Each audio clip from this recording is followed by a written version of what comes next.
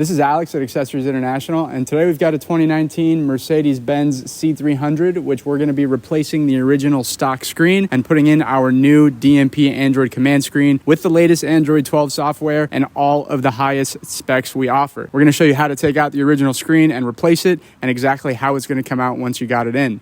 The new screen packs Android Auto, CarPlay, the ability to watch movies, play games, stream, download apps, all of the latest stuff. You got it. And one of the great features that we very often get questions about is the original functionality that you still get to keep even with the new screen. So as you can see here, you still have full use of the command knob, your volume controls, and all of the original functions that you had on your steering wheel and everywhere else throughout the car will still be intact. You can even go to this car info display here we have, which will open up your original Mercedes menu. So you can still go back to your Mercedes interface, your original menu, to tweak any settings or change anything that you may want to periodically. The screen is really designed to keep all of your original Mercedes functions while adding all of the new ones from the Android screen. So you're not going to lose anything, you're only gaining new features. And the original Mercedes functions like the command knob and volume controls can still be used even with the new Android screen. So if you're playing a song on the Android screen, you can still adjust the volume and change the songs with your command knob like you would on the original Mercedes menu as well. You got new movies that you can watch, you got apps you can download, and a ton of new features that you can get from these apps like speedometers and streaming and all sorts of things. So really the options are endless with the new screen, and it's really just a great upgrade for older cars and even newer cars that may just want to get new features and a bigger overall display. And here at Accessories International, we are a dealer for these screens in the United States. We have a full support team. We do live video calls for any questions that you might have. We can walk you through the settings, the installation, the troubleshooting, and any pre-sales questions as well. If you have any questions about how it's going to look in your car or how it's going to work for your specific model, you can always call us. And once you're ready, you can order from our website at accessoryinternational.com. With that being said, let's get right to it and see how it comes out.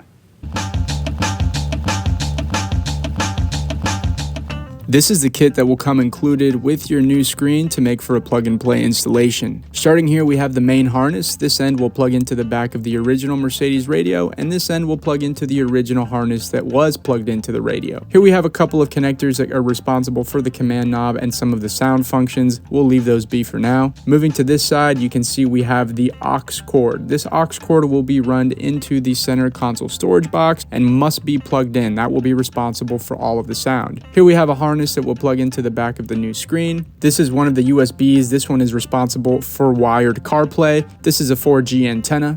Here we have a set of pry tools. This is another harness that will plug into the back of your new screen as well. This is the LVDS connector that is responsible for displaying your original Mercedes menu on the new screen. Here is a second USB that will be used for any updates that we may send you periodically. This is a GPS antenna. Here we have a new microphone. This is the adapter that will be used with the auxiliary cord that will be run to the center console storage.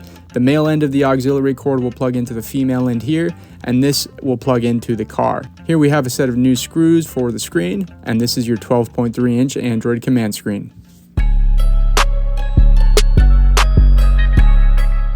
The installation will begin by removing the speaker cover just behind the original screen. You can use your set of pry tools which were included with the package to pop open the speaker cover and simply remove it. We'll now use a Torx screwdriver to remove the retaining screws which are holding the screen in place. Once loose, you can free out the screen and remove the two electrical connections on the back. Be sure to keep this green electrical connection handy as you will be reusing it to plug into the new Android harness.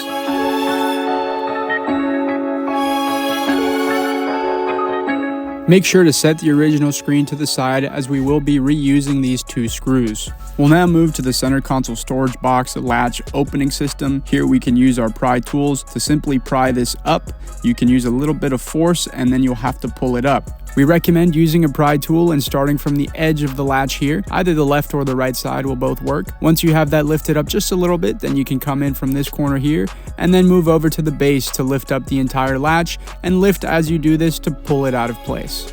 We'll now use a Torx bit to remove the two screws which are holding the center console panel in place. The panel is held together with those two screws and the rest are just clips which you can pull to release. This makes removal of the center console panel much easier compared to some models with multiple pieces. We'll then remove the electrical connections from behind this panel to free it up and get it out of the way.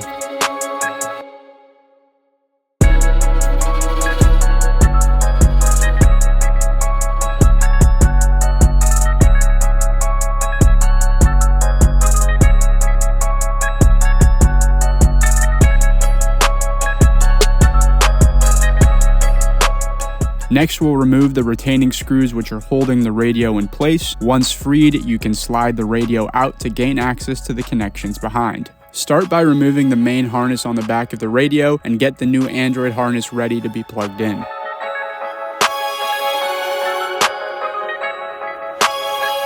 After removing the harness, it's important to check if your original harness includes a fiber optic cable. If it does, it must be transferred from the original harness to the new Android harness, which will then be replugged into the Mercedes radio. The fiber optic cable is responsible for sound, and you will not have audio if it is not transferred. The fiber optic cables are normally orange or pinkish in color and are located on the corner of the original factory harness. We'll now use the Android harness to plug into the harness which was just removed from the back of the radio, while the other end of the same Android harness will now plug into the radio itself. We'll now run the wires required to be plugged into the back of the screen up to be in position. We'll begin by loosening the air vent housing by pushing it downwards to snap it out of place to allow us a little bit more space to run those wires up. We will be running the two white connectors, which will have to plug into the back of the screen, up into position.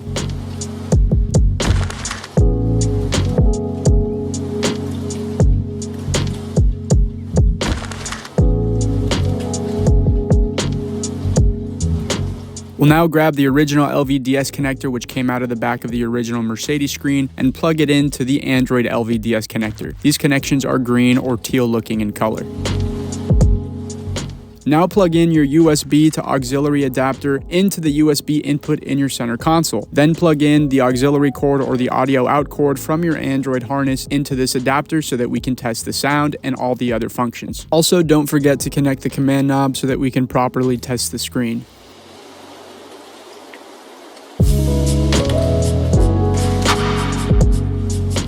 Now prepare the screen to be mounted temporarily just to test the functions.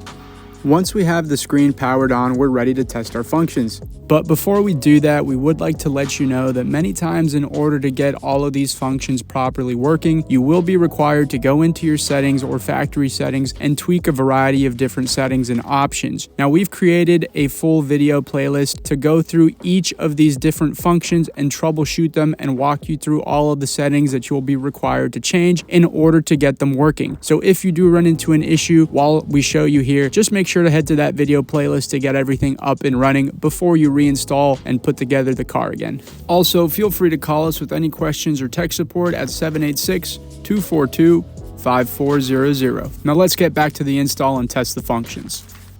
We can start by clicking on the car info button, which will take us to our original Mercedes menu. From here, we can select the media or audio option depending on your car's model in order to change the vehicle into USB aux mode. This setting is required to get sound out of your Android screen through the connection we made with the auxiliary cord into the center console. Now we'll head back to the Android homepage and click on our music icon to test the default song loaded on the screen and make sure we have audio. Next, we can put the car into reverse to make sure the reverse camera is fully working. Now that we verified the functions are working, we can complete the install. Now proceed to remove the two Torx screws which are holding the center console storage box in place. Once removed, you can lift up the center console box to give you a bit of room to run the three required wires into that center console storage box. These three wires consist of the two female USB plugs and the one male auxiliary plug, which will be plugged into the adapter in the center console storage box. Make sure to only leave the head of the female USB wires in the center console storage box so that you don't pull them out too far and create tension on the other side. We grinded down a small slot with a drill in order to properly fit the wires through so that they would not be crushed and damaged over time. You can use your discretion to figure out where exactly you may want to do that or if it's necessary in your particular model. We can now begin to reassemble the vehicle, starting with putting the original radio back in place with the two retaining screws that we originally removed.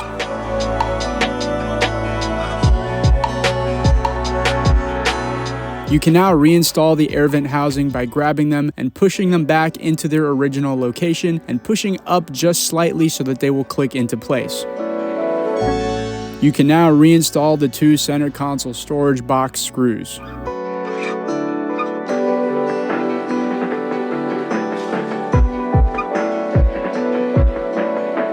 Reconnect all of the wiring on the underside of the center console main panel, and then reposition it and snap it back into place.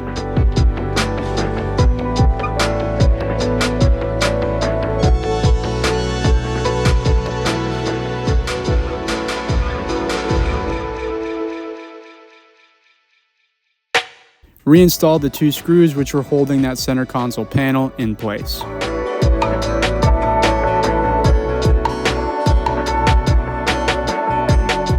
Now reinstall the latch opening mechanism for the center console storage box by simply repositioning it and pushing it back into place until it snaps into position. We'll now grab the original screen and remove the 2 retaining screws that were holding it in place. We can use a screwdriver to remove these and then transfer them over to the new bracket that came with the Android screen. We'll place the 2 screws into this position and then proceed to mount it into the car's dash. Once the screen is mounted, make sure to properly tighten the screws from the back position with a screwdriver here and reinstall the speaker cover. Your new Android screen is now installed. Enjoy all of your new features and functionality, and as always, if you have any questions for us at Accessories International, give us a call at 786-242-5400. My name is Alex, and thanks for tuning in.